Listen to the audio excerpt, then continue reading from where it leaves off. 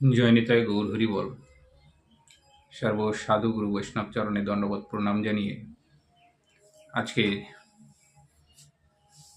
জানব একাদশী, সফলা একাদশী, পৌষ মাসের কৃষ্ণপক্ষের এই একাদশী কবে পাবে, পারণই বা কবে হবে। তার আগে একটু বলে দিই সফলা একাদশী পালন করলে কি হয়। সফলা একাদশী যদি সঠিক নিয়মে পালন করা হয় তাহলে স্ত্রী পুত্র ধন সহ ইহলোকে যত যশ আছে সমস্ত যশ বৃদ্ধি পায় এবং ফিরে পায় এবং পরলোকে গোবিন্দচরণ প্রাপ্তি হয়। এবং এই সফলা একাদশীর মাহাত্ম্য কথা যদি শ্রবণ করা হয় একাদশীর দিনে, তাহলে তার অশ্বমেধ যজ্ঞ ফল লাভ হয় এবং ভাগবত কৃপা লাভ হয়। তাই জয়নিতায় গৌর হরি বল।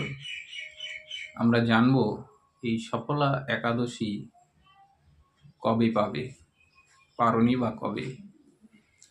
তো সফলা একাদশী আগামী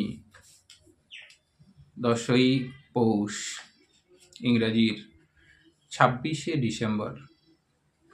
জয়নিতায় গৌর হরি বল। আরেকবার বলছি, 10ই পৌষ, ইংরাজির 26শে ডিসেম্বর, রোজ বৃহস্পতিবার এই সফলা একাদশী ব্রত গোস্বামী মতো পেয়ে থাকবে। সবাইকে অনেক অনেক সফলা একাদশীর শুভেচ্ছা। এবং পারণ পড়বে পরের দিন 11ই পৌষ, ইংরাজির 27শে ডিসেম্বর, রোজ শুক্রবার। এবং এই পারণ কখন করব আমরা? পারণ করব সকাল 9:53 মধ্যে।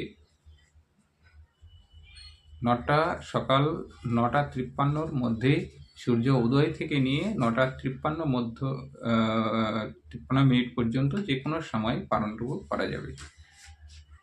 তো সবাইকে শুভ সফলা একাদশীর অনেক অনেক শুভেচ্ছা জানিয়ে একটু মাহাত্ম্য কথা, ব্রত কথা, সফলা একাদশীর শ্রবণ করি। সঙ্গে থাকুন, ভালো লাগবে। এই একাদশী কথা ব্রহ্মাণ্ড পুরাণে যুধিষ্ঠির কৃষ্ণ বার্তা রূপেতে ব্যাখ্যানে। ব্রহ্মাণ্ড পুরাণে যুধিষ্ঠির আর কৃষ্ণের মধ্যে এই বার্তা হয়েছিল। যুধিষ্ঠির কহিলেন, ওহে যদুপতি, পৌষে কৃষ্ণ পক্ষে যেই একাদশী তিথি। তাহলে যুধিষ্ঠির গোবিন্দকে করজোড়ে নিবেদন করছেন, হে প্রভু, পৌষ মাসের কৃষ্ণপক্ষে যে একাদশী, সেই একাদশী তিথি কিবা নাম, কিবা মাহাত্ম কহ অতপর, শুনিতে বাসনা মম, শোনো মহাশয়। গোবিন্দের কাছে করজোড়ে নিবেদন করছে যে একাদশীর কি বা নাম হয় এবং তার মাহাত্মই বা কিরকম আমার শুনিতে খুব ইচ্ছা প্রভু, একটু দয়া করে বলুন। সফলা নামেতে সেই একাদশী হয় শেষ যথাশ্রেষ্ঠ নাগগণেরও ভিতর। শ্রীকৃষ্ণ কহেন, শোনো, তবে শোনো মহাশয়। শ্রীকৃষ্ণ গোবিন্দ আমার তখন যুধিষ্ঠিরকে বলছেন, হে যুধিষ্ঠির, শোনো, এই একাদশী হচ্ছে সফলা নামেতে হয়। তাই আর কি বলছে? শেষ যথা শ্রেষ্ঠ নাগগণেরও ভিতর, পক্ষীগণ মাঝারে গরুর ও খগেশ্বর। নাগের মধ্যে, সর্পদের মধ্যে কিন্তু শ্রেষ্ঠ হচ্ছে এই শেষ নাগ।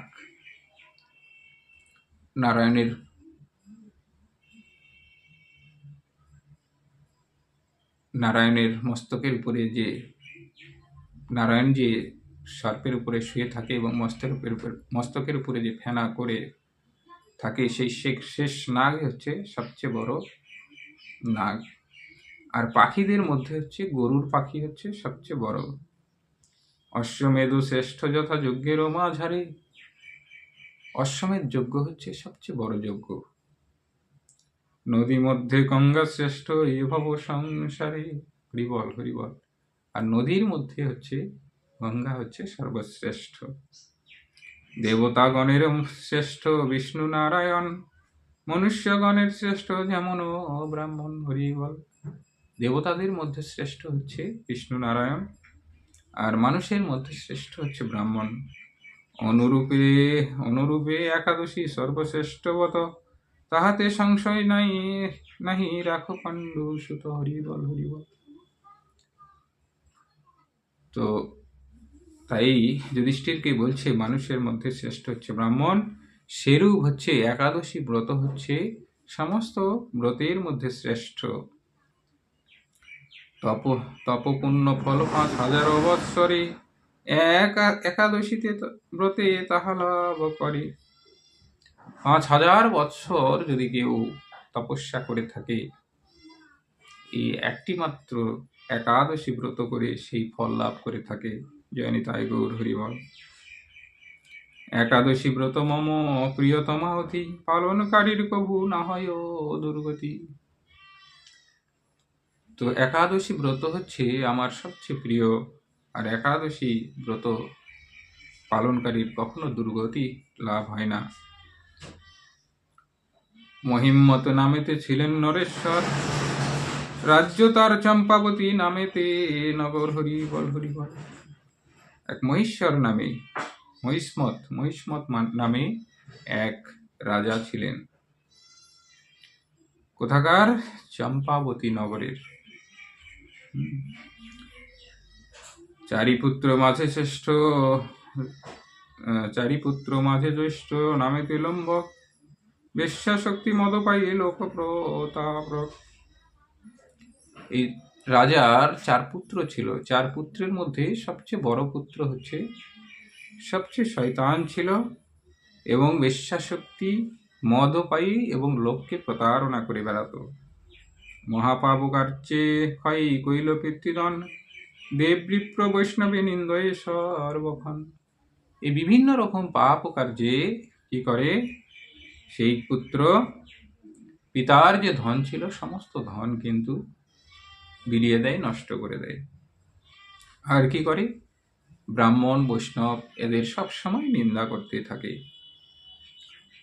খুব ক্রুদ্ধ পিতা বহিষ্কৃত করে তাই, তারে আত্মীয় স্বজন তারে নাহি দিল ঠাই। তাই তার পিতা কি করলেন, এই সন্তানকে তখন বাড়ি থেকে বের করে দিলেন। যখন বাড়ি থেকে বের করে দিলেন, বিভিন্ন আত্মীয় স্বজনের বাড়ি গেলেন, সেই সন্তান কিন্তু গিয়ে কোথাও কিন্তু ঠাঁই পেলেন না।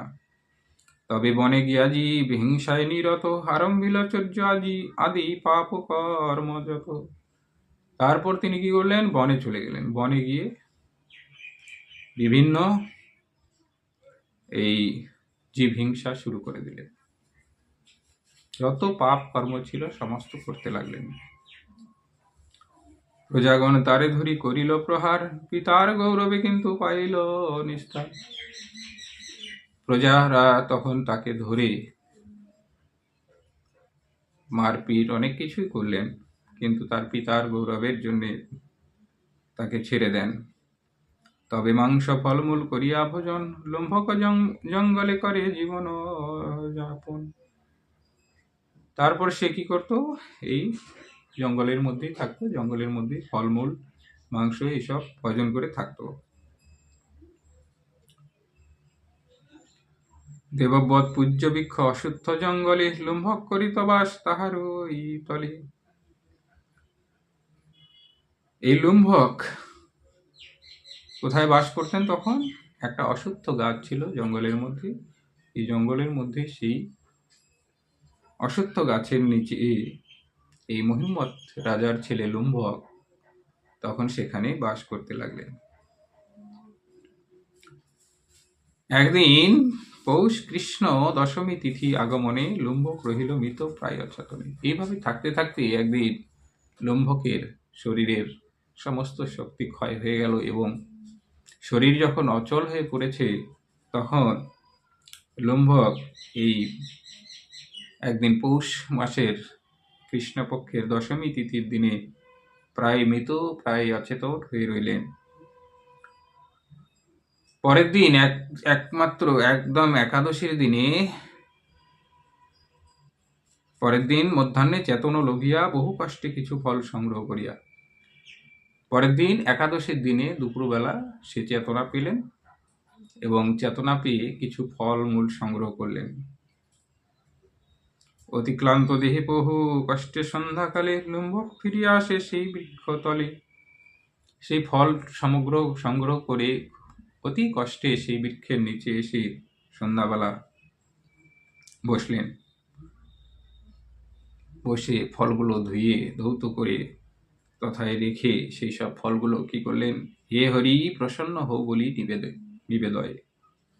শরীর আর চলছে না, অন্তিমকালে গোবিন্দের কথা মনে পড়েছে, তাই একাদশীর দিনে সন্ধ্যাবেলা তখন গোবিন্দকে সেই ফল নিবেদন করে মৃত্যু ভয়ে ভীত হয়ে করিয়া রোদন অনাহারে করিল সে রাত্রি জাগরণ। মৃত্যুর ভয়ে অন্তরে জেগেছে, জেগে তখন মৃত্যুর ভয়ে তখন অনাহারে রাত্রি জাগরণ করলেন।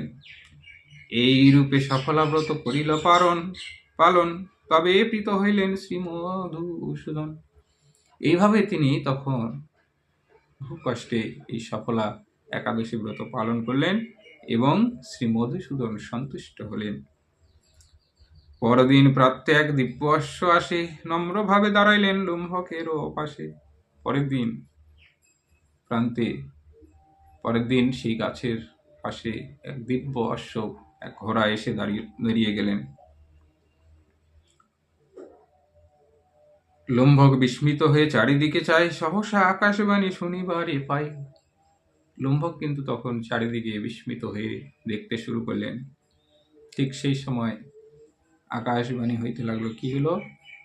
দৈববাণী হইল, হে রাজকুমার, নিকণ্ঠে রাজ্য ভোগ কর এবার। এই লুম্ভককে বলছে দৈববাণী হয়ে, হে রাজকুমার, তুমি নির্ভয়ে এবার রাজ্য ভোগ করো, পিতার নিকটে যাও, এই অশ্বে চড়ি, সফলার ব্রতে তুষ্ট হলেন শ্রীহরি। তাই লুম্ভককে বলছে যে শ্রীহরি তোমার সফলা ব্রতে সন্তুষ্ট হয়েছে, তুমি ঘোড়া চড়ে তুমি পিতার রাজ্যে যাও। তবে লুম্ভকের অতি আনন্দিত মন, অশ্বে চড়ি পিতৃস্থানে করিল গমন। তখন লুম্ভক সেই ঘোড়াতে চড়ে পিতার কাছে চলে গেলেন। সমাদরে পিতাদারে দিল রাজ্যভার, সুখে রাজ্য ভোগ কইল সহপরিবার।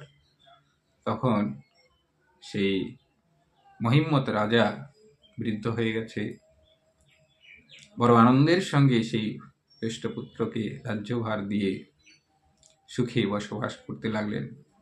সফলার ব্রত তার হইল সফল, সুন্দরী স্ত্রী সৎপুত্র মিলিল সকল।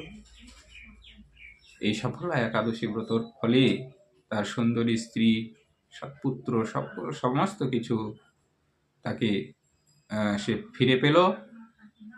তাই বলছে, ভক্তিতে সফলা করে পালন যে ব্যক্তি, ইহলোকে যশ পাই পরলোকে মুক্তি। তাই ভক্তি সহকারে যদি সফলা একাদশীকে পালন করে তাহলে ইহলোকে যশ বৃদ্ধি পায় এবং পরলোকে সে মুক্তি পায়। সফলার ব্রত কথা যদি করে অধ্যয়ন, অশ্বমেধ যোগ্য ফল তারও প্রাপ্য ধন। সফলার ব্রত কথা করিলে শ্রবণ, কিংবা ভক্তি ভরে যদি করে অধ্যয়ন। কেউ এই সফলার ব্রত কথা যদি শ্রবণ করে, ভক্তি ভরে অধ্যয়ন করে, অশ্বমেধ যোগ্য ফল তার লাভ হয়। ত্রিজগতে ধন্য এই ব্রতকারী জন।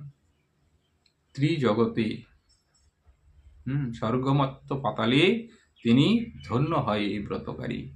জয়নিতাই গৌর হরি বল। তাই সবাইকে আবারও এই সফলা একাদশীর অনেক অনেক শুভেচ্ছা, প্রীতি, ভালোবাসা জানিয়ে আজকের মতো বিশ্রামে রাখি। জয়নিতাই গৌর হরি বল।